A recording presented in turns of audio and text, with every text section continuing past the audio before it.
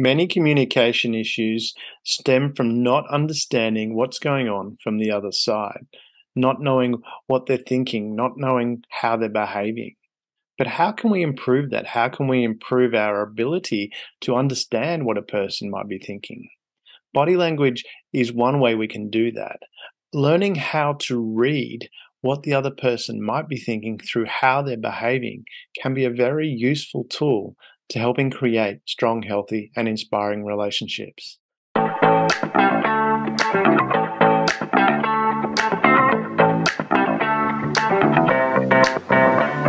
Welcome to Share.Care, an all-inclusive community sharing experience, strength, and hope to create strong, healthy, and inspiring relationships. Share.Care communities work toward every individual feeling safe, valued, and heard, free from the threat of danger, pain, or harm. Each episode, founder Damian Andrews explores the principles underpinning Share.Care and invites expert special guests to share their knowledge so you can easily reap the benefits so many others experience. You hold the choice to create your future. Let it be with strong, healthy, and inspiring relationships. Hello and welcome to eSHAIR. Here we discuss, promote, and share the benefits to all from living in an egalitarian society, including for men. Inaccurate propaganda leads some men to believe that they miss out with equality. The reality, suppressing women is detrimental to men. Creating a world where everyone can contribute equally makes everyone better off. And today it is my very great pleasure to welcome Khyati Bhatt. Before heading out on her own, Khyati worked for her family business, plus as a currency trader, portfolio manager, and business analyst. Khyati then trained in nonverbal communications with FBI Special Agent Joe Navarro.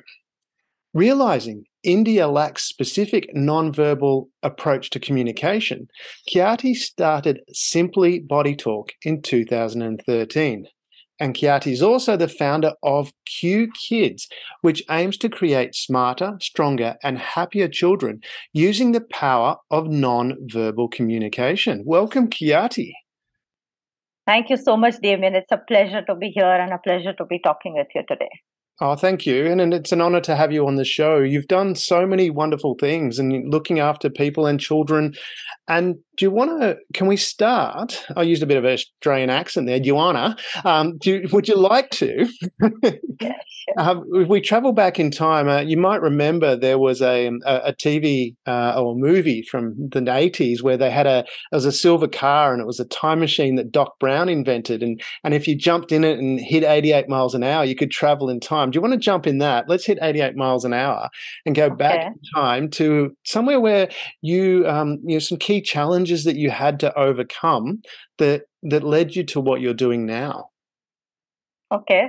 I think there's a lot to discuss if you ask me, but I'll go at the 88 miles that you said, recommended. Okay. Right. So just the kind of career path that I took, it's a little different from what most of my family members have done so far.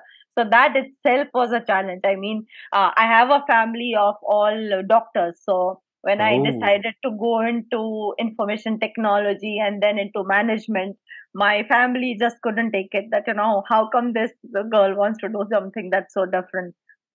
After that, I wanted to do a job, and the whole family, everybody has their own, so they are all professionals. They have their own setup. That didn't settle in. So, from there, I started building on. I got used to the fact that there will be people who might not always, think like you think, but at the end, if you can deliver the results, they will start believing in what you did. So that's where I had started out. And then it was not a very easy path, but I know that, the loved ones, they always were by my side. Yeah. And that's how I started. So the first job that I did, it was into what you rightly said, currency management, portfolio management. It was a good job, a hectic job. But at the end, I realized that if I wanted to actually put in so many hours into working, I might as well just do it for myself rather than to work for somebody else. That's what took me to start or join my family business. And it was my mother-in-law's business. I learned a lot from her. She was a wonderful mentor. But again, at the end of the day, what I realized is I should be working on something that is my passion, so that, even if in the middle of the night I have to get up and work for it, it will be a strong driving force. And that's what Ah. led me to sit down. I am a person who writes a lot of notes. So I just, opened up my, some of them were physical diaries, some of them were e-diaries. So I just opened everything and looked at my life so far, Yeah. just trying to understand, what is that one thing that's my passion. And that's when I Mm. realized that, looking at people, understanding them, observing them, and body language, that's what I love doing. And that's something I can live and die for. Ah. So I started Simply Body Talk in 2013. And the biggest challenge then was India wasn't used to somebody, or rather, offering that is specifically only around non-verbal communication, or even if you call it body language, right? In Yeah. fact, we do a lot of different things. So that was the biggest thing, how to break into a market where the market itself does not exist. I mean, I could Yes. say that, other trainers and coaches are our competitors, but nobody understood what body language is and how, they can benefit from it from a revenue perspective. So Yeah. building that market, it's taken a long time. And then somewhere the lockdown also was there in the middle. But yeah, we've, passed all those challenges. And right now we are going at a very good speed. So that's, me in a snapshot. Wow, that's pretty amazing. From that perspective, coming back to with your family, like you said, and when you mentioned that your family are all doctors, and I understand I have a number of friends from Indian culture, from an Indian background, I should say, and the fact that you even talked about stepping out from that, I got a sense of what that was like from my friends, and knowing what their background is like. How was that? How did you even contemplate taking that step if your family were all doctors? It just seems like, oh, you're great, really going against the grain there. Yeah, that's there. I mean, I really loved biology as a subject, but if Mm. because I had my father who was working independently, I had the benefit of going to his hospital and sitting next to him right from when Mm. I was a kid. I used to observe the interactions and everything. That all was Ooh. very interesting, looking at that communication and how the patients would talk about things. But if I thought about the surgeries and the other medical processes that would be done in the hospital, that Yeah. was something I was just not motivated by. And that's when I knew that this is not something for me. So at that time, I didn't really, research too much. I went and looked at what are the other options available. And information technology was something that was really picking up well. And I liked logic. I mean, when you look at computers and you look at coding, it's more about logic. So that's Mm. why I thought of, going into a field where I have some kind of an inclination. And as I started going forward, I started, crossing out things that I thought I don't want to do at all. But Yeah. the knowledge of, information technology, the knowledge of finance, it's really helped me when I have built my own business, because these are all fundamental things that anybody needs. So from Yeah. that perspective, I think, the whole groundwork of education that did well, but ultimately humans and the communication, the interactions, that's what always fascinated me. So it was difficult, but ultimately, if your family sees that conviction in your eyes, in Mm. your confidence, then they will go with you. Yeah, I That's love what that. happened. I really love that. And so, because I was thinking too, when a family really loves you, and if they do see that conviction in your eyes, and it sounds like from your perspective, when you were there with your dad, just looking at my notes here, you really identified with noticing what behaviors were, but like you said, you were connected to or you saw the experience of the other side of it, and that wasn't an attraction to you. So it sounds like that you were very clear about that, as that you wanted to try some other different things. I kind of relate to that a little bit. When I was in school, I loved learning, but I didn't like the school regime and I didn't want to be there. My dad said I wasn't allowed to leave school unless I had a job. And ironically, 2 weeks later, Army recruitment people came around and I signed up to get out of Wow. school. I didn't know what I Wow. wanted, but I knew it wasn't there. But anyway, that's another story. So from that perspective, you've gone into computers and as an area because there was the logic there. Is that right? Did I hear that right? It seemed to be there was a logic processing that you related to. Yes. And with that, from that, did you? And I'm going to take this. I'm jumping around a little bit here, but did you relate that to later that there's a logic to how human behavior is and how human expressions are? Is there a logic there was there a correlation? Yeah, I think, see, everything adds up at the end, right? It Yeah. gives you a way of thinking. It trains your brain to approach things from a specific perspective. So when we were building our own model also, we have an in-house model about how to approach body language as a subject, which we give away to all our clients. So they can keep it with them and, they can just refer to that model anytime they get stuck. So building things like this, it takes a little, what should I say, groundwork in terms of your fundamentals. Even otherwise, there's this one specific approach of building softwares that I really identify with, which is prototype building, right? So what you do is you first build a small business or a prototype, and then you start building around it. So that's the philosophy that I have taken up in any and everything that I've done so far. So if I wanted to start, say, a new offering, for example, we do a lot of market research for TV commercials and reality shows and all. Now, if I wanted to start something like this, I might have spent like 1 year just researching, or I might have just jumped into it and kept building on as and how we went.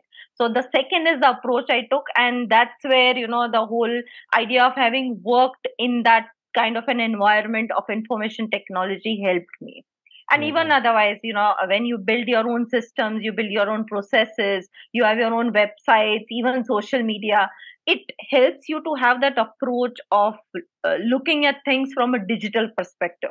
And that's where, because I have a lot of friends who are entrepreneurs, they somewhere feel that weakness that, they can't understand technology. And if you want to survive in today's world, it's very, very important that you understand technology, how you deal with it, whether you work on it yourself or you delegate it outside. That's a different thought, and that's up to you. But then you have to understand what you are into. So from that perspective, I think technology really helped me. Wow. And so that was, I mean, from that side of things, was it just fortuitous that you went, okay, technology seems like a logical thing, but then as you have that background, you've actually then been able to relate those benefits to what you're actually doing now. Is that how that fell into place? Yes. So in fact, after the IT engineering was done, I also had the choice of either taking up a job or pursuing further studies. Yeah. So that's when I decided that, it's a good thing to finish off with your studies and then get full time into whatever you want to do. So as my first job, I had this, great idea in my head that why don't I go with something that's a mix. So what I did is, finance and information technology. So why don't we, go with something that's like a mix of both of these. So I took up a job as a business analyst for a company, and there I was into the finance domain. But as I spent time there, I felt that, I'm not racking my brains enough. This is something I can do probably at 60, not at 20. So then I kept it for later, and I thought, let's get into something more challenging. So from that perspective, I did try and put it into action, the information technology, by taking up a job. But somewhere the kind of work I was doing, it was not enough challenging, and I like challenges. So yeah, I was just picking up on that. You were just saying that you like challenges. Is that because you get more fulfillment out of that, or what drive? Because some people would go, "Oh my God, challenges! What am I? Get me away! Get me away!" What's from your perspective? What is it about challenges that you like? I think that just pushes you to discover that perspective or that side of yourself which you thought never existed. Right. So every time somebody comes to me and says, Khyati, this is something we are looking at, and I might not be working on it. But what my mother-in-law taught me is never say a no to, some challenge that's thrown at you. And that's what I always do now. That, I want to help. It's not that I'm making a false promise. So when we do take up something that we are not working on, I would make it clear that, these are the steps that will be followed. Here is how we can deliver. But it's never a no to a challenge, because you might just discover something new that you thought you don't want to, offer, or a service that you think you cannot provide. But once you take it up, it works out for you, and there it is, right? So I'll give you an example. I mean, when the lockdown had started, at that time, before that, we were approached a few times by corporates that said, why don't you give us a training in the webinar format? And body language is a subject that's highly experiential. So I would always tell them that, even if it takes me taking a cut on my fees, I'm okay, but I want to come to your place and teach, because it doesn't work otherwise. Now, once the lockdown came in, there was no option, right? Everybody had to do everything digitally. So that's when we realized that, it's not impossible. You just have to tweak things. You have to change the way in which you teach things, and, how you make that experience real time for your learners.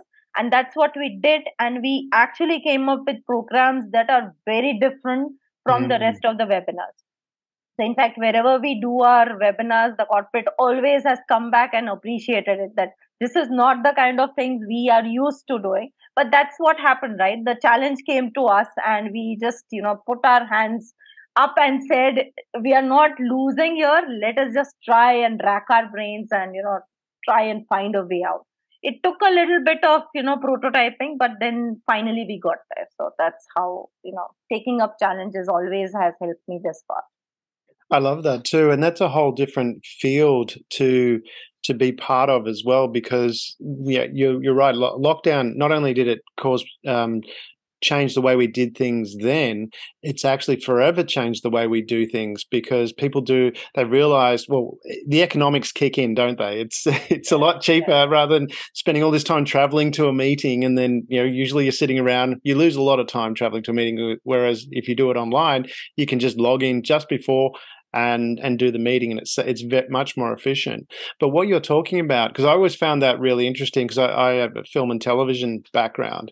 I actually went to the same school as Hugh Jackman while he was there. He was a skinny little guy then. He wasn't big Wolverine. So I've got a photo at dinner, and it's like we're sitting next to each other, and he's this tiny little guy.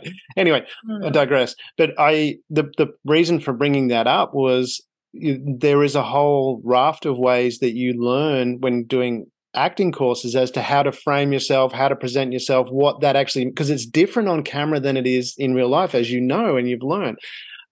So that's fascinating that you've actually used that challenge to go, okay, where that innovation comes from. And I'm really interested in that philosophy that you have, because when we look at the world and the way the world has moved forward, originally it was a zero-sum game. There were scarce resources. If you wanted more, you plundered somebody else, got those resources, they missed out. But now in today's world, since the Industrial Revolution, innovation has made the pie bigger. So by innovating, what you're saying is, by taking on those challenges and finding a new way, you're actually helping not only yourself, but the world evolve and make a bigger pie, so everybody can have a little bit more. Is that how you see what you're doing as well? Yes, obviously. The idea is always that, if you have a passion for something, that's good. But can you use your passion to help the world at large? So any and everything that you do, the focus always has to be, what is the solution that you're providing to help somebody out? Right? If you can do that, then you're helping. So just again, to put some examples into perspective, if I talk about nonverbal communication, right? How can I help people out? One is personally, like as a person in your family life, when you are talking to your children or to your friends, your cousins. If we will live in an era where, you don't have that much time to spend with each other. So like you very rightly said, a lot of us just, digitally connect. Nobody is even traveling to meet others now. A video call, just say hi, hello, and things are done. So in that era, can you understand people within fractions of seconds and build those healthier relationships that even you talk about, right? And that's again a reason why I started CueKids. Because what I realized is parents are not spending enough time with their children. So if we are actually looking to build children who are smarter and healthier, then somewhere we have to work towards it. So it's always going to be to help people to become, better self of themselves, whether it's adults, it's children. So again, in your professional zone, how can you build good relations? How can you shine in a pool full of people who are all Mm. equally talented as you are? And more importantly for me is, as an organization, there might be patterns in the company, right? So if I can help to Mm. solve those patterns, it will Mhm. help solve a larger problem. Like if I'm Yeah. working with just with you, then I'm helping you to become a better version. But if I'm working with an organization, I can help a lot of people at the same time. I can help that company also to do good. And if the company is sorted, the kind of clients they work with, even they will get benefits. So it's like a ripple effect. So Yeah. that's what, is really good about bringing your passion to solve, problems, or provide solutions to the world at large. I love that, the ripple effect that you talk about, because it does. I really believe in the butterfly effect, and I mean, someone said to me, if a miracle happens within 50 miles of where you are, take credit. You don't know that you might not have impacted that somehow. It's like, yeah, well, that sounds like a good idea. But that ripple effect you're talking about, when you also put something good out into the world, you don't know how that's going to go out. You might help someone, inspire them to become a doctor, and they learn how to solve cancer, which then saves your child. You just don't know where all this is going to come back. Yes, From that perspective, coming back to your earlier life, did I hear correctly that you said that you went to work with your mother-in-law? Is that yes, I did. I Was did. that scary on its own behalf, working with your mother-in-law? It's just, most people would go, "Oh my God, no." So I have always identified with her as Okay. a mentor, Oh, always from wow. the beginning. And she's always been my mother. So Yeah. I just say mother-in-law not to confuse the two ladies, but otherwise at home I just call her Ma because she is that for Mm. me, right? Yeah. So it was never scary. In fact, she is the one who's taught me all the essentials of business because, Mm. unless you learn all that from somebody, unless you understand somebody else's perspective, it's difficult to make your own. So that's Yeah. how that relationship, it was always good. In fact, when I started, I remember that, quitting corporate where you are paid really well and Yeah. sitting at home doing nothing, it's very challenging. So she insisted on it that, get used to it first, then you start. Because one, you have to learn all the ropes of your business before you do anything of your own. And the second thing is, in business, you don't get paid every day. So it's Yeah. better to learn that before you plunge and understand and experience what it feels like, and then Mhm. actually take the plunge. So it was amazing how, over, I think we worked together for around 2 years, and Yeah. my entire the way I think, it's entirely changed because I Mhm. had that opportunity to work with her. I That's love how. that. It sounds like that from that perspective, not only was she someone that you respected from the beginning, but also too, from your perspective, what I'm getting from you is you're a very good listener. Do you think that came from when you were younger as a child, watching people and observing them? So you, in a sense, even though they may not be speaking, you're actually listening to their body language. Do you think that's where that came from, or where do you think that listening ability came? Because that's a question I have for a lot of people, in the sense of, you know, and I was very guilty of this when I was younger. Someone would be talking to me, and I'm immediately thinking what I'm going to say next, completely not listening to what they're saying, let alone their body language. Um, Hmm. but it sounds like from an early age you were a listener. Is that fair to say? And what do you think was the driver of that? So, Damien, you got that absolutely correct. I was always a listener. I think that's been me as a person. I am an introvert. If you Mm. would, put me into that category, that's what made me like a listener. And I've always been socially awkward. I mean, I don't find it very easy to just go out in front of people and start talking to them because I Mm. can read people, or I have been used to, reading people from the beginning. So I can see expressions, I can see, what their mind is thinking about. Somewhere it puts me into the dilemma: should I approach, should I not approach? So this is when I was very young. And Yeah. that's been the molding of my personality. Over time, I have, tried my best to overcome it. And, today, if I go to a networking event or a social event, I'm not that scared. but still, being able to read people, sometimes it has its own benefits, sometimes it has its own disadvantages, but that's it. Like, that's been what's formed my personality, and I wouldn't change it. I mean, it's given me that gift of being able to read people more accurately, and it helps even today. I mean, the fact that I teach you how to understand people, it's very important that first thing I teach you is to listen to what people are saying. But even otherwise, like as a coach, if I'm to work with you, I have to be patient enough to sit down and hear you pour your heart out. And that's what I keep telling my entire team, like, right? That if you're a trainer, you have to switch on a different mode. And if you're a coach, you have to switch on an entirely different mode. As a coach, you have to really sit down and hear people, pour out whatever is happening in their life. And unless you can listen well, you can never do that. So from that perspective, being a listener is absolutely a must in the kind of profession that we are in. Yeah. I think from that perspective as well, I would add, it's certainly a must in that profession, but just generally in life.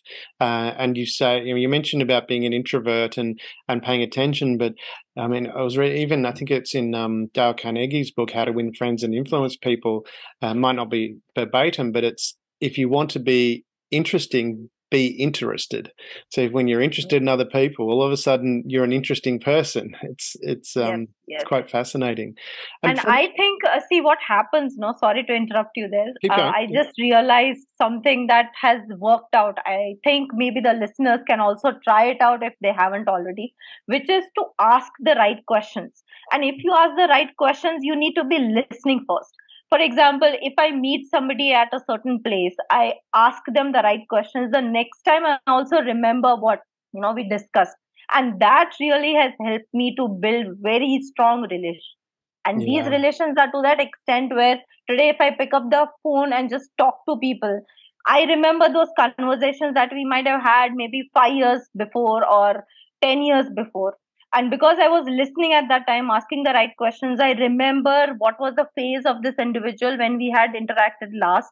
So you bring it up now, you again ask the questions about, how have you transitioned from there to today? And that really helps to bond beautiful relationships. And when you need people, they are always there because they know that, when you are listening to them, it's not just to nod and say that, yeah, I'm there. It's because you're actually interested in who they are and what they're doing. Yeah, definitely. It's so critical. And I love that. The asking questions, listening, and silence, I would add, is another part of that. From that perspective, I mean, because I want to step back, and this may link to what you were talking about before, because I was thinking about, you said you had to sit on the couch, essentially, and learn the ropes, learn the business. What was that like to be, because a currency trader is pretty full-on job. It's a 24-hour market, doesn't stop. And so it is very full on. It's high risk, a lot of movement. From that busy, hectic life where you're in this finance to then going and you've trusted your mother-in-law and you've said, okay, all right, I'll stop. What was that like to actually then stop and have that, quote unquote silence? How did you do that? How did you have the patience to do that? Obviously it's challenging. And I think the first 4 or 5 months, I remember even now how I would have that energy to just go out and do things, and she would keep putting me down, saying, have a little patience. Because the thing is, see, I come from a background, and what she's doing is something very different. So unless I understand what the business is, unless I understand what the products and the offerings are, it's very difficult to just go out there and tell people that this is the brand I stand for, right? So that's what I did. I just trusted her on that. And otherwise also, see, she gave me a lot of freedom. She was into wholesale of making a lot of handmade products. And I took up the ownership of, putting a brand around it. So there was enough on the plate already. By the time we were, running full on, we had people. I stay in Mumbai. So in Mumbai, it's a very, very busy and traffic full place. Okay. So for people to travel like 2 hours, 3 hours just to reach your store, which is what we had started, it's a big thing. So when we had, at the peak of our business, that's what used to happen. And that gave me the confidence that whatever time I spent in building the brand alongside learning, that was put to good use. And Yeah. otherwise, there were rainy days when, monsoons here are pretty bad. So Yes. nobody would come in, and that gave me the chance to binge watch series where I would just look at body language, and that was the forming of me. So somewhere I have to give credit that while I was learning, I was building the brand, I also got an opportunity to hone those skills that were going to help me out later on. And I think I did put it to use while I was in retail, because there were a few incidents where people would come in to con you, and because you could read what people were interacting without speaking to each other, you can actually catch them and prevent theft in the place. So from that perspective, it did help me to put to use my body language skills that I was learning alongside. So all in all, it was a very interesting journey. But like I said, at the end, what I thought is, putting that passion which I have, truly, that's what's going to help me to stick on with a business that can last forever. Yeah. I love that and the reason I asked that question was because there's a lot of times, and you say you go out and you do all this busy work, and we can be doing all this busy work, and we lose track that that busy work probably is not having a real impact. I mean, we've all heard, and I find it fascinating that people, you hear the statements, work smarter, not harder, and they talk about the 80-20 rule. Yet so many people just go out and work harder without really thinking about what it is they're doing. And that's why I wanted to understand that foundation that you had, because from my experience, there's a few key actions. If you do that, you can sit back and relax.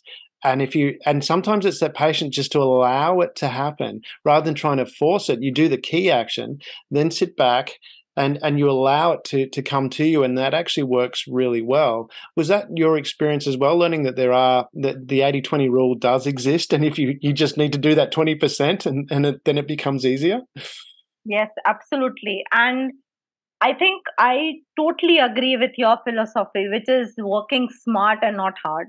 In fact, that is something I have told my entire team, that today, if you come to me with a task, you have to first, estimate what is the amount of time you think this task can take. And if you are taking even a second longer than it, go back and think, what can you do to, make your work faster? And again, going back to building processes, that is what helps the background of having worked in a corporate and the background of having, worked in the technology perspective. What you do is you build SOPs.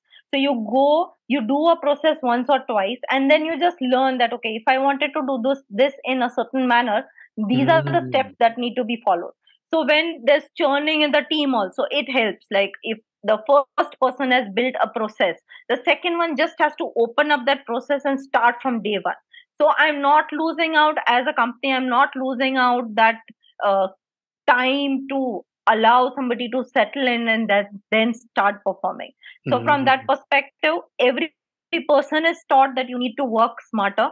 And as an organization also, we have tried this out, that you always try and work in a way that you are more efficient, and that's why it will help you. You will get the time to put your feet up and relax, like you're saying, right? 80%, the people will come back to you. You don't need to then, keep working all the time. So that's something I've totally believe in, and all the key aspects of my journey have helped me there. So that's how I love that I love that you implement that process, because we have that, we have a program called Exceptional F, and within that is a continuous improvement module. And I find it fascinating that this whole work smarter philosophy, that's so much talked about, but very, very little is it implemented. And I love that you're implementing it and encouraging your team to actually work smarter. And the time, and I just was like getting chills, as excited chills, as you mentioned about setting a time limit, because I used to do that for myself. I go, okay, I've got this much time to do the task, and that's it. And wherever it is that's where it's finished, and then I move on. And it just really forces you to actually find efficiencies and make things work. And when you actually set those time limits, so I was getting chills as you were talking about that. From that side of things. Has it been difficult from that side of things to implement and get people to do that? What is the process? Because sometimes when you take people to we know people are creatures of habits, and we know it takes 21 to 28 times to change a habit, to repeat that. From your perspective, was it difficult to get people to adopt these new procedures, or what strategies did you use to help implement that? I think it's not very difficult if you make it a part of your organization's culture, right? Okay. Then everybody who joins it, they know that this is how the team works and this is how even I'm expected to work. Yeah. I think the biggest learning that my science teachers have given me is to ask the question of why.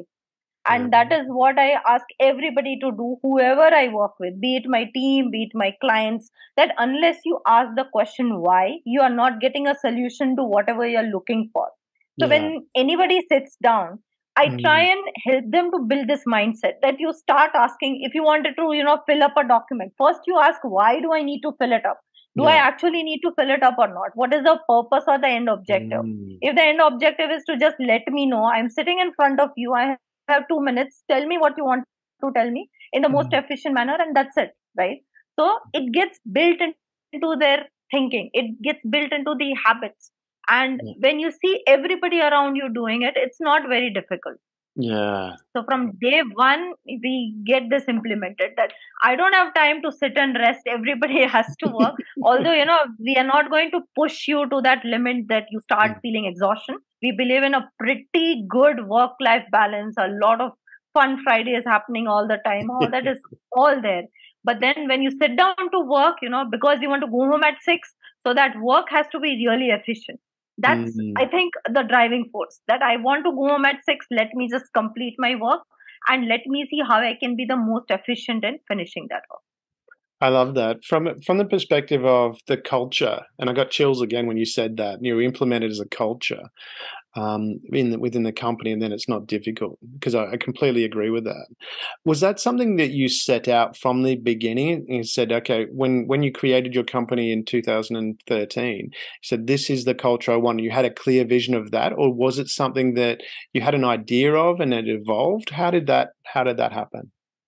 So I have that answer in two parts. The first part is, having worked in a corporate, I worked in different teams when I was working for the corporate in different locations. So that Mm. gave me an insight into how different regional cultures operate, and what are, as an organization, what the culture can be all about. Mm. And I started putting these crosses and things I definitely did not want, right? And because I like to ask questions, I keep on talking to my friends who are in corporates, that Mm. how are things there, what do you do, what is it that you like, what do you not like. So I had a fair amount of idea. I wouldn't say a very clear idea, because as we keep growing, we all keep evolving. Yeah. And the other thing is, I take a lot of ideas from people I talk to. My philosophy is, if I'm talking to you and I'm giving you that time, then I want to learn something back from you. So, any and every client that I worked with, right, the coaching clients, they are all people who are very senior, or they are people who got good businesses going. When Yeah. I speak to them, they share their examples. I'm always absorbing things from them. So that has also helped me to give some shape to the kind of culture that we have today. Yeah. Wow. So it was a process of going, okay, I worked in a corporate culture. These are the things I didn't like, because, I experienced that and I didn't like the feeling associated with that. And then also too, from the perspective of what you did like, and that formed the framework of how you set up your organization. Yes. So Yeah. I'll share a very interesting perspective. I had two bosses actually when I was working in the finance field. And these two bosses are very different personalities. Their Yeah. working style was also very, very different. So for Mm. me, it was challenging because I constantly had to keep switching. If I was with boss A, the kind of communication, the kind of what should I say, thoughts that are exchanged were very different. The kind of feeling I got from that communication was very different. And Yeah. when I went to boss B, the way I got treated and what I felt was very different. And this was happening together simultaneously. So while I may not have been conscious at Sounds like that a split point, personality you were developing. not really, but you then start becoming conscious of the fact that these are things I am not really enjoying. These are Yeah. the ones that I am feeling good Ah, about. So yeah. that helps you somewhere down the line. Like I said, I always took notes. So those notes are what I referred back, and I got some gems of experiences and stories that I'd forgotten all about. So, going back to your own experiences sometimes can be a good teacher. Yeah, so from that perspective, because you say you had those experiences, but at the same time you were taking notes as well, which makes that stand out, and you remember it more because is more what I'm getting at. So you've then got that to draw upon and helps you give that framework. Is that, am I understanding that correctly? Yes, that is absolutely correctly. But now that you remind me, I think I've become so busy that I've stopped taking notes. I think it's a good time to start making those notes again because I think they've really helped me out. So, and you also understand, right, as a person, how you've evolved over time, how you used to think at a certain point, because sometimes we don't get these milestones to look back to. If I Mm, could look back and see, I just remember vaguely what I was all about. I might remember a few incidents, some good ones, some not so good ones, but I don't remember that journey and the way I used to think. So when you refer back to those notes, it helps you. And it's also a mm, personal achievement, right? I have some clients who tell me that, back in 2007, I was a better individual. Now I have changed. So I tell them the same thing. Why don't you go back to your own notes and see how that mm, journey was? What were you thinking at that point? What is it that's lacking now? So can mm, you, bring in those things which were there as a part of your personality, your routine, your communication, and implement the same now? So I think mm. notes helps just about everybody out there. That's a wonderful idea, especially if you have that perspective, like you said, where you think that you're not performing as well as you were in the past. That'd be a good reference point to actually check, because I'd find that difficult. That very few people would go backwards. Normally, you would move forward, whether you're aware of it or not. You would normally move forward. Experience would suggest that. From the perspective of starting the business, let's go back into 2013. I mean, it sounds like from your, well, go back a little bit further. You had that experience with your mother-in-law giving you that framework. You're developing this good foundation to operate from, a very strong foundation to start a business. But then when you went out to start the business, you mentioned before that you're operating in a space where people had little, if any, knowledge of the value that you're offering, especially as you mentioned revenue, because, and a lot of people forget this. They put all this thought into how they, what all these benefits, but forget the revenue component. The companies, if they're going to spend money, they want a return on that. Yeah. How did you? I mean, from that perspective, it sounds like you've got a lot of, before we get into the detail of how you got onto the revenue side of things, I want to get into that persistence. It seems like you have a bit of persistence. Obviously, when you were stepping out from being a doctor, there was the expectation, and you've got some, okay, I'm going to set this framework here. How important do you think persistence is? And is that something you've always had, or have you had to develop it? And when things aren't been going so well, how have you maintained that persistence?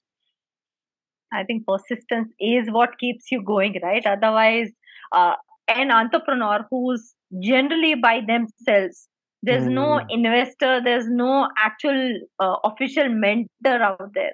So mm, you are by yourself. Unless you're self motivated to keep going and to keep growing, it becomes absolutely impossible.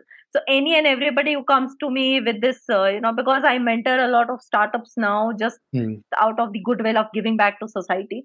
So yeah. I tell them this, that it's a good thing that you want to start something, but unless you have that self driven motivation, nothing is going to work out. You might have a wonderful idea, and you might want to just go out and execute it, but that's not Mm, how it works. So it's been persistence which has stuck on. When you start out, you have just yourself, and I worked out of my home for I think 1 or 2 years. Then we took mm, up some space. Me and other family members, we were all doing our own business. So we thought, let's just shift to a more professional environment. So we took up a space, and I remember among all of us, we just had one employee working for us. So yeah. even her time used to get divided between the three of us. So Yes. it takes that kind of patience and persistence. That okay, maybe I don't have a client today, but what is that path that I can draw? And Mm, that's where somewhere the FBI training came in. I knew that, if I have a good name as somebody who's verified and certified, my knowledge on the subject, then it's going to really help me out. So Yeah. I seeked out the right teacher, and I wrote to him. It took, you don't know how much persistence that took, right? Oh, I'd He like to doesn't know know. anything about me. He doesn't know, or, whether How I'm many going to times stick did you to it write? I or have to not. know. I think 2 years is what I waited.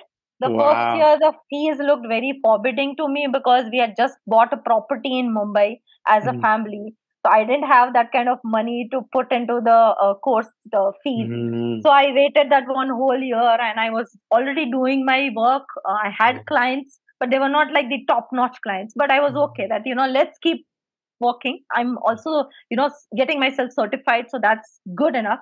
And then 1 year of just, I reached him once I had the funds, and he said, "This year I packed. Why don't you come back next year?" So Yeah. again, that 1 year, I kept checking with him a few times. Then Mm. he said, "Okay." And then again, for that 9 months, I was undergoing that vigorous training. So Mm. along with doing your business, you're also getting training done. It can be a little challenging, but you have to be persistent, right? That Mm. can I get things in order so that the day I'm certified, the day I have that, one thing to boast about, I can go directly and approach the corporates. So Yeah. I did a lot of error and trials. I set up small training sessions. Some of them were just 1 hour long. Some of them, then I started a 4 hour long kind of session. And I realized that if I keep talking for those 4 hours, my voice is going to just go bad. So, then you start experimenting. What do I do in the workshop so that people talk more? I also talk, but there's a good balance. So this all, along the way, these small learnings that you keep getting. So I Mm. remember the first corporate client that we got directly an international company, and we got the heads of the businesses to train. Mm. So that's what, ultimately is the result of being patient, of having that kind of faith in yourself, and that persistence to keep getting up in the morning and working every day. When I Mm. started, my kid was very young, and I had decided that I'm going to give her all my time. So Yeah. that meant I had to wake up at 3:30 and 4 in the morning, because when she was up, I wanted to be with her. So Yeah. how do you balance it out, right? So Mm. only after she goes to school, I want to go and do my work from office. Till then, I will be with her. So then how do you compensate? So you get up early, I also like to work out. So you have to spend time on everything, right? So it's asking for a lot from life, but if you get it sorted out somewhere, just tweak a few things here and there to make yourself more efficient, then I think it's not undoable. Yeah, I completely agree with that. If you want to do it, you'll find the ways of making it efficient and making it work. From the perspective of stepping out into doing the business and starting the business, often you'll see, I mean, I've seen many little cartoons where they'll talk about, the planned road, and it's a flat road, and then they say the real journey, and it's all over the place. And from that perspective, how much do you think that people misunderstand what is really required to do something? A lot of times we have an optimism bias where we think it's going to take so much shorter, and we're going to come up with this idea, and everyone's going to run to you, which is not the reality. Life doesn't work that way. People's behavior, just their basic behavior, and we mentioned habits before, they're not going to suddenly change a habit because you turn up on the show. How much do you think people struggle more so because they have a misperception of what it is that they need to do, as opposed to it is actually harder than they, well, it's harder than they expect, but it's because of that misperception rather than the task is hard? I think the way to tackle this is to just show people, how can you help them, rather than to put on the table that this is what I do and now you see whether you're interested in it or not. Mm. Because to put it very bluntly, all of us have just that limited time in our days.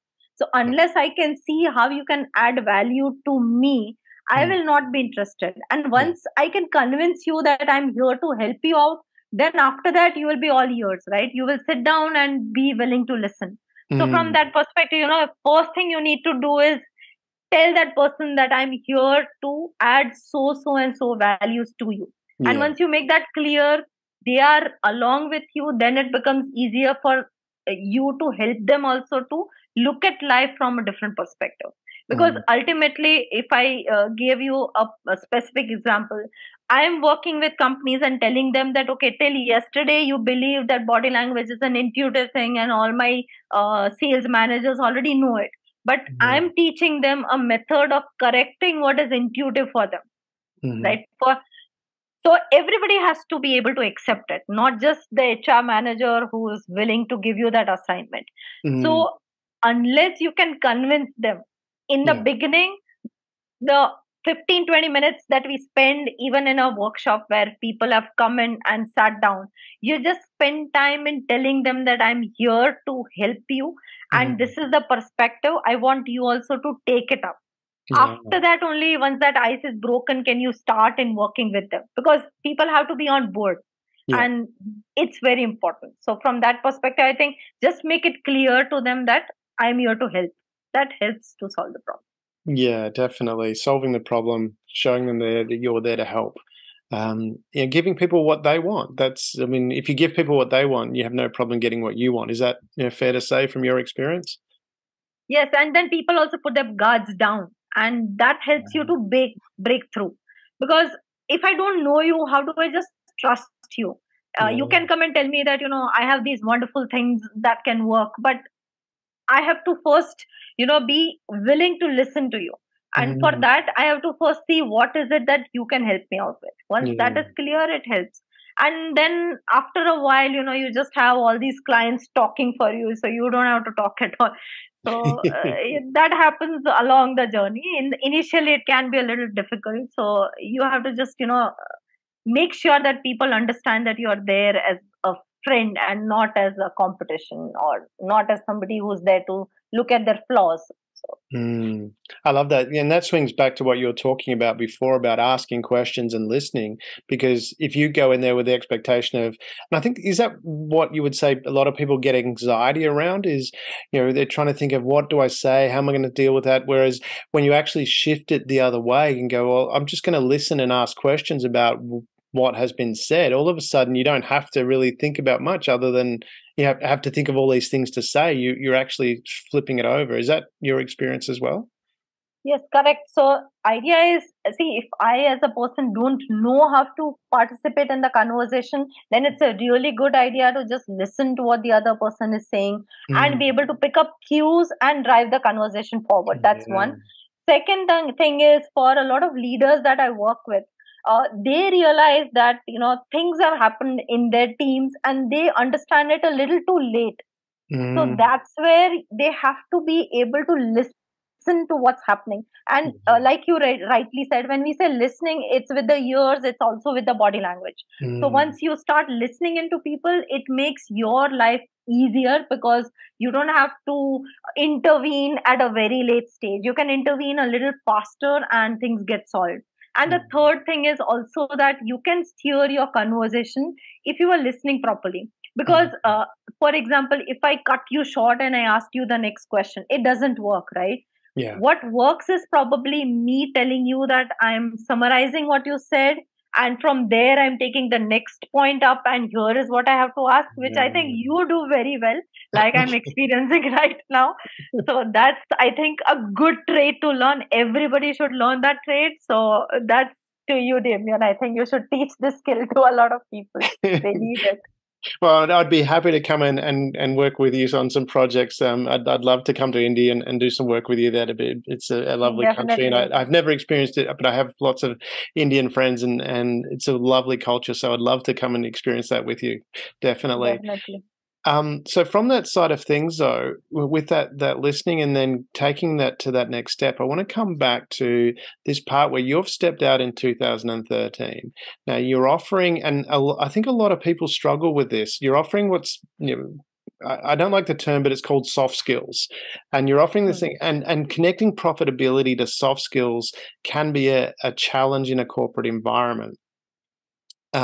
How did and you mentioned that was a bit of a struggle to start with, people seeing the value in what you're offering. how did you, you loving challenges, how did you see that as a challenge and go, well, how did you overcome that? How did you find ways to break through and say, okay, this is, this is a problem in the sense of people are not seeing the value in this soft skill. They're not seeing how this could be add to their bottom line. How did you first identify that as a challenge and then start to work a way around that? I think building the brand is what it took, if I could be honest about it there. Yeah. That, once people see that you've done so many different workshops and, somewhere you have that right certification from the right authority, Yeah. that gives you that first workshop. But on that first day also, when you're standing in front of that crowd of, the leaders of the company, you have to be able to show that value. Yeah. So what we started doing, because I didn't have somebody who's just passed on their business or their workshop module to me, I'm creating it from scratch. So what we did is, in that day itself, can I show you value? Yeah. So in the beginning, I would, take you through a few different, it could be situations, it could be pictures, it could be videos, and I will ask you to yourself analyze what do you see in these. And at the end of the day, we show those again, and the people can really see how they've shifted what they can see. And now, because these are all senior people, right? So they understand that if I can see this difference in the person through accurately understanding their body language, obviously the decisions I'm going to take are going to be different. So these kind of pre-assessment and post-assessment is what we started out with. I have a system of collecting feedback. So I'm very, very particular about listening actually to what that feedback says. For example, I'll tell you one thing. In one of our workshops, we had this break, and this lady, she comes to me and she's trying to appreciate. She tells me that, you covered so much theory, I'm really grateful to you. But it stuck to me that even a subject like body language, if this person is thinking that I'm teaching theory, then it's not working for me. I have to just show them how I can be practically useful to them. And the next time we did a workshop, we really turned things around. Right? So these are the ways in which you start building how to show that value to people. And now at this point, we've got very comprehensive pre-assessments and post-assessments where we take people through different steps to show that, this is where we started and this is where we ended. And obviously, the people that we work with, they come back to us after some time and share with us that, Khyati, these are the things your team taught me or you taught me, and this is how it's actually helped us. And we just request them that, if you are so happy, why don't you, share this with others? So we invite them to either our webinars, or we just take their video testimonials and we share those. Because I'm not pushing you to give me that testimonial, and you're volunteering to give it to me. So that conviction comes across in the testimonial, and that also helps. Yeah, so it sounds like from that perspective, you identified how and were able to show here's the tangible benefit of what we're doing. If I understood that correctly? Correct. Yeah. And from that side of things as well, too, because a lot of people sometimes assume that, you can go out there and you'll say it and people will instantly understand it. Or does it take a few times to actually explain from my experience, it takes sometimes people, you need to spend a lot of time trying to explain this is, and it's more about not the fact that this is the reality, this is the fact. It's about showing them that their belief system, well, maybe you don't have to show them that, but helping them identify that their belief system might be filtering what their perception is of this. Was that your experience as well, just being able to actually shift that belief so they could see the value? So first thing is you have to talk their language. That was the biggest learning I had. Because in the beginning, I had undergone a very vigorous training. So I assume that, teaching these kind of difficult concepts to people will actually really impact them. You have 100 things that you want to teach, but you have limited time. So that's where I started, that can I teach everything to these people in the limited time that I have? Then I realized that if I am talking about 10 things, unless people are experiencing it, it's going to be very difficult. So we simplified things and we dumbed it down. Dumbing does not mean that, I am not giving you value. It just It's means simple. that, yeah, you make it simple and talk in their language. So even now today, if I were to take the same kind of training for, say, a group of financial advisors and the same kind of training for, say, a group of doctors, now body language can be pretty fluid. I mean, the things I want to teach could stay similar, but I have to talk their terminology. Yeah. Right. So we talk to the person who's organized that please give me some keywords that these people identify with. And we look up video study case studies from the backgrounds. So once you show them these things, they will say, so if I showed you, if you are a doctor and I showed you a salesman talking to his client and said that when you talk to your patient, you talk like this, they will say this is not applicable. Please don't talk to me in these terms. But the same thing I show you like a doctor talking to a patient, and suddenly they see that, oh yes, this is where I'm finding it difficult, and you hit the spot bang on. So that's the first thing. Make it simple, make it relatable, give them examples. And the last thing which has really helped is role plays. So when I ask you that, try it out and come back to me, I'll give you an example again. So we were doing this one training for the same company in different locations. Yeah. Because it was the same company, the program module stays exactly the same, right? Yeah. Because you don't want to change the deliverables that you're showing to the company just because the location is changing. Yeah. Now, the role plays were such that in one of the role plays, one of the participants has to be angry and talk to his customer. Now, in one role play, this person who's acting angry, he bangs on the table, he gets up, he starts becoming very aggressive. That's anger for him. Yeah. In the other location, when we did this, the person who's supposed to be very angry, he's calm, he's collected, he's giving absolutely no expressions. Because to him, that is what anger looks like. Yeah. Now, unless they experience it, it will be very difficult. And at the end of the day, these people came back and told us that how did you get that, these are our pain points. You get it by asking them to experience it, and you see how each experience is different. If I go in with the mindset that, this is probably how the role play is going to turn out, and these are the things I want to teach, then I'm not doing justice. I have to see what's in front of me and be able to give them how it's helping them in that moment. Then it's easy to relate with and understand. So from that perspective, you have to break your own bias also.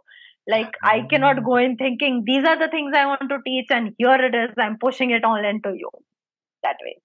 How much do you think people do that? I mean, because you talk about breaking your own bias.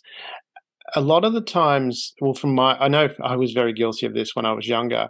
I would project onto people what I think they were thinking about, which if I look back at it now, I have no idea what they were thinking about and whether that was even accurate.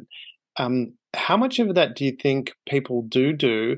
And is it difficult to change and go in there with a blank slate and go, actually, I'm just going to listen, rather than going, trying to project and go, I know what's going on here? So, Damien, I think the problem is that, not all our education system teaches us to introspect and understand. And the second issue is that what are these biases? First, you have to know about them, right? Then only you can act upon them. So that's where we are trying to bring in at least a small difference when we say that let us start working with children very early on and teaching them these key aspects which will help them to not get that confused in life.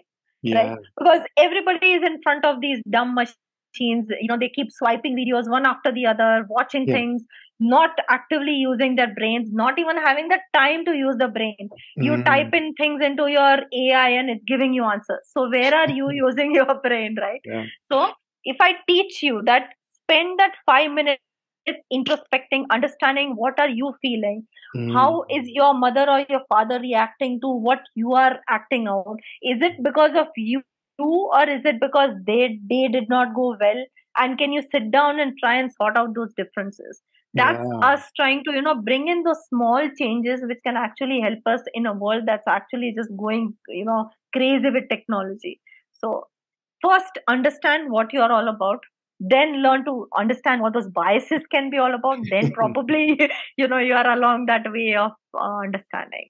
Yeah, I love When that. we coach the senior people, it takes 3 or 4 sessions to just help them to put that barrier down, to become vulnerable, and to be able to accept those biases. It's not easy. Yeah. I mean, I have this philosophy that, because they say children learn faster than adults, and to me that doesn't make any sense. As an adult, you should have more experience and you should learn faster. The fact is that we, as you say, we put up these blocks which stop us taking information to be able to learn, rather than adults actually learn slower. It's just we've taught ourselves not to learn, is my philosophy. Do you find it's, from that, you mentioned technology, and working with children, do you find it's difficult to separate those two, or how to break the children out of, some kids will sit there and they'll just sit there with the iPad and not even, and I've seen people, it's funny, being at a restaurant, and these are not children, these are young adults, they'll be on a date at a restaurant and they're both texting each other. Like, how do you see the technology, impacting, and what can, how do we, I mean, technology's got its benefits. How do we integrate with the technology? It's a very, what should I say, red hot topic for me, because I really get put off by the whole idea that we are allowing AI to somewhere become such a big part of our life that we're reaching a stage where we don't want to think at all. So what you are talking about is actually before the advent of AI, where we were, and how the lockdown has actually reinforced it, right? Like, everybody just started getting to these the digital devices, and lockdown just helped us, because at a point we didn't allow our kids to have these iPads and phones. Now even they have it, and how do you take it back from them? So what we do is we have these sessions that we do for parents, where we teach them that you have to be with your child. So I will tell you, when you teach this to a father, that when you're home, it does not mean you're with your child. You have to actually put everything aside, sit with your child and spend time with them. And after that workshop was done, when we asked people, what is your key takeaway, because we had talked about a lot of different things. How do you bond? How do you understand emotions? The biggest takeaway for this crowd was that I learned that if I put my phone down and I'm talking to my child, then I'm paying attention to them. So that was a very big eye opener, that we have to really hone this into people, that spending time is not really watching TV together, or being on your devices together. So one person can't change the way the world goes, but we are just trying it out the way, in different ways we can. So even if we work with children in group courses which are just meant for kids, we still insist that there has to be one session where we help the parent and the child to bond with each other. We do this absolutely free of cost, because I cannot put a price to how important it is that a parent and a child actually understand each other. And if you teach these things to children, then the age to be on that date, they will not be holding the phone and not spending the time with the person they want to actually know more about. So it's just about building it into the habits from the beginning. Yeah, I love that. And it's funny, I always, I laugh inside, I don't do it outside, but I laugh when I watch some parents complain about how their children are always on, the devices while they're talking to me using their device. And I'm thinking, well, you're leading by example here, in the sense of, what you're expecting from the children. But, and also it was fascinating. I read some research, it was a long time ago now, I can't think of the name of the research, but they actually put microphones on the parents. And what they wanted to do is gauge how much actual time, as you say, it's not they're sitting there watching TV together, it's that one-on-one engagement. How much actual time was the parents spending with the children? And for dads, it turned out the average was 28 seconds in a day. Wow. That was and there was a research with that showed that all it takes to have a well-adjusted child is 8 minutes. One-on-one time. Now, when you think about 24 hours in a day, 8 minutes actually makes, and I'm not suggesting you only do 8 minutes. That's not the point of the thing, but it was just showing how little one-on-one time actually makes a huge difference to the child's development. It's not a lot. It makes a massive difference. And I noticed that with my son, I have a 14-year-old, and I noticed we had some friends staying with us, and we were going out, and I saw his phone was left on his desk, and we're going out with friends my age. So it was, and I was, thinking, oh, you might be a bit bored. Why don't you, bring your phone? He goes, oh, don't worry about it. I don't need it. And I was like, you really, what have you done with my son?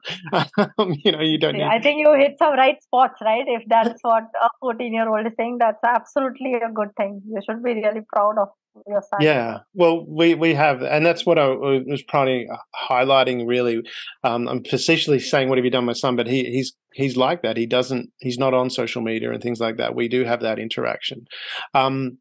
And so from that, let's move to the business and the two businesses you have. You've got was it Simply Body Talks? Simply Body Talks. Yes. Yeah. Do you want to tell us a bit about Simply Body Talks and the services that you offer there? Okay, so Simply Body Talk has one specific objective, which is any professional. How can we help you to become or excel in whatever you're doing and hone your leadership abilities? That is what we stand for. Now, the kind of things we generally do, we work majorly with corporates. We take up training assignments, we take up coaching assignments, we do group coaching, we do team bonding sessions in different formats. It can be online, offline, in different ways. We even have mixes of online, offline. So that's majorly it. We do take up a lot of different consulting assignments. We work with media, with army. We work with movie directors. We work with actors. So different genres. Everywhere the objective is any work that you're doing, can I help you to improve it? Because body language is a subject that's applicable everywhere. Right. Yeah. So that's broadly what Simply Body Talk does. Yeah. I love that. And CueKids as well. Do you want to tell us a little bit about CueKids? Yes, so CueKids has, again, a very simple objective. Can I make the child smarter, stronger, and happier? That's about it. The way we try and do it is, again, to work with children in group courses. It's absolute fun. I mean, they don't come and sit with textbooks and read and there's no PPT that the teacher is reading out from and all. It's all fun. So we have these group courses. We've got our own app where children can again come and whatever format they like to learn in, they can pick that. It can be a quiz. It can be a story that they go and tell their mother, whatever it is. And we've got personal coaching where we work one-on-one with children so that we can help them with small issues that they might be facing so that they can become stronger as an individual. Yeah, I really love that. I love the work you're doing with both Simply Body Talks and CueKids because it's fascinating how we're more connected than any time in history, yet people are feeling more alone. But the work you're doing is enabling people not only to connect more, but to connect at a deeper level. I really love that. Thank you so much for that. That's all right, because it's amazing work. It's so important for us to have that connection. We are social beings, and we need that connection. And sometimes people don't connect because they don't know how to. But you're showing people how to connect at a deep level, which is wonderful. So we'll put this detail in the show notes. But do you want to let us know the different ways people can get in contact with you? So we have two websites for both the brands: simplybodytalk.com and cuekids.in. I am there on LinkedIn as Khyati Bhatt, so you could search me up. Any of these ways work good to connect. Fantastic. Beautiful.